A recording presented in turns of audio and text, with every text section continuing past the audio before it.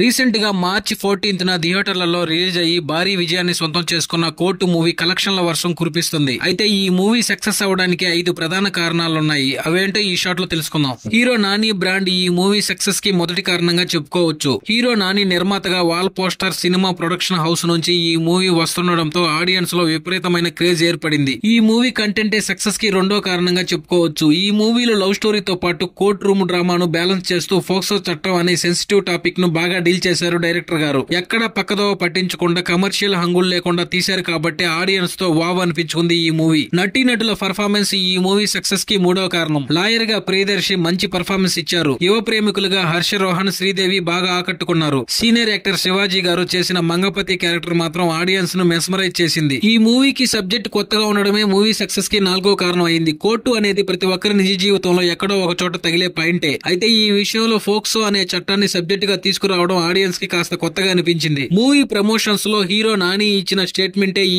Movie success కి 5వ కారణంగా చెప్పుకోవచ్చు. మూవీ ప్రమోషన్స్ లో హీరో నాని గారు పర్సనల్ గా మూవీపై నమ్మకం వచ్చే విధంగా మాటలతో హైప్ పెంచారు. ఈ కోర్టు మూవీ నచ్చకపోతే నా హిట్ 3 మూవీ చూడొద్దు అని హీరో నాని చేసిన కామెంటే ఈ మూవీకి ఇంతటి బజ్ క్రియేట్ చేసిందని చెప్పుకోవచ్చు.